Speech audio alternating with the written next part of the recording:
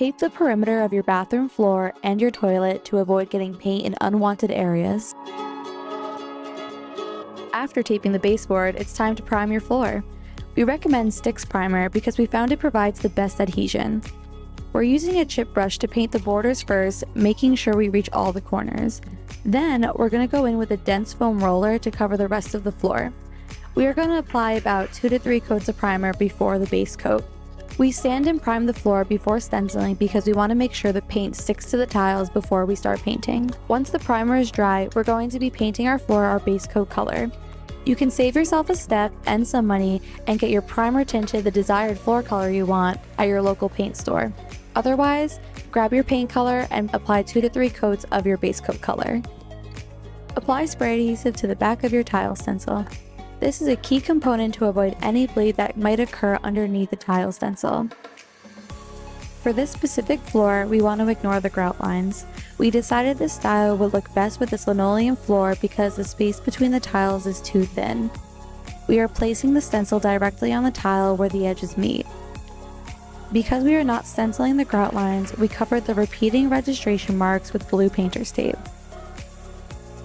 Another key factor when stenciling the perfect tile floor is all about how you load your dense foam roller. Evenly load your paint onto your roller and offload excess paint onto a paper towel. Then, with light pressure, apply paint onto the stencil. If there's too much paint on your roller and you press down way too hard, you will get some bleed. Most likely, to accomplish this project, you'll need 2 coats. Since we did not stencil the registration marks, we will align the stencil right next to the other so the corners touch. Now repeat this process on each full tile.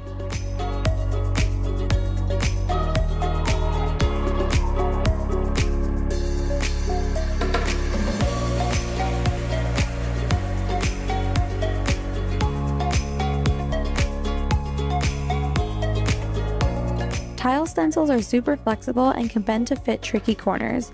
Just roll your paint as close as you can to the edge and then go back with your professional stencil brush and pounce it where the floor meets the wall.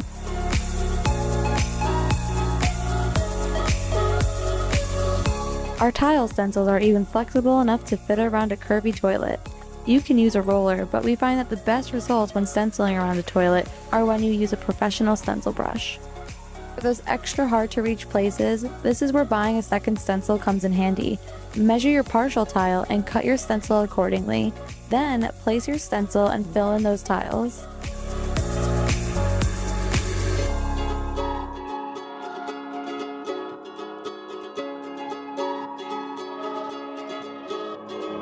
On to our final step. Once you have finished stenciling and the floor is completely dry, it's time to seal it with water-based polyurethane. It's important to use water-based polyurethane because it's non-toxic, it has a rapid dry time, and it doesn't yellow over time. We recommend 2 to 3 coats.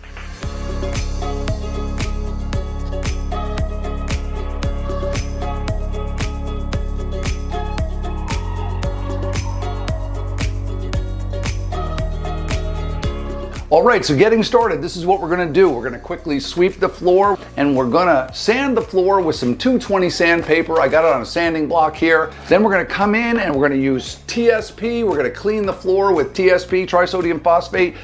Okay, I've got my Wise-Al stain eliminating primer. It's got great adhesive quality. Stir it up real good before you put your coats down. I'm using a dense foam roller so I give a real smooth finish. During the priming process, if you notice that your grout is chipped in any areas, you can take a little bit of caulk, just caulk that area, fill it in, smooth it out with a finger or a little bit of a wet rag, and it's going to make your grout look great. Then just prime over top of it and you're back on track.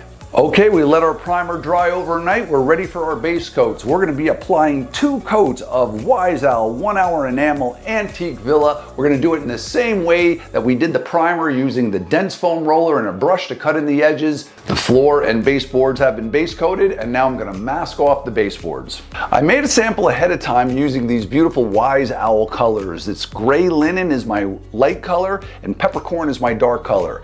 Because my tile floor has a slight light texture to it, I'm choosing to use a brush. It's going to give me a tighter edge than using a roller. So I'm using a 3/4 inch stencil brush. And when you use a stencil brush, remember, you don't want to dip it all the way in. Just get the tip of the brush into the paint like so, and then take off some, it's called pelleting the brush, and don't have too much paint on it. And that's how you load the brush. I'm gonna use a little spray adhesive on this stencil. It helps to really get tighter edges. So I'm gonna take it outside, put a few light coats on the back of the stencil, and then we'll be ready to go. Center your stencil on the tile.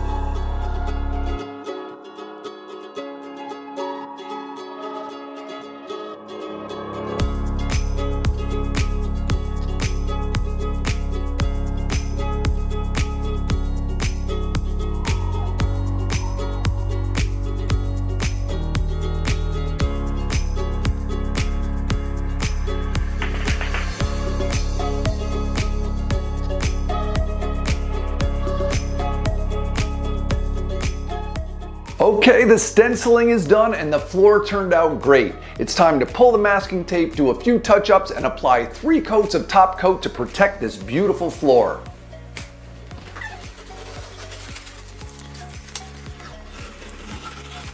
I'll be using Wise Owl 1 Hour Enamel Clear Satin as my top coat. It's going to dry crystal clear and be rock solid. I'm using a staining pad to apply this. It's going to leave a really smooth finish. Didn't this tile floor makeover turn out great?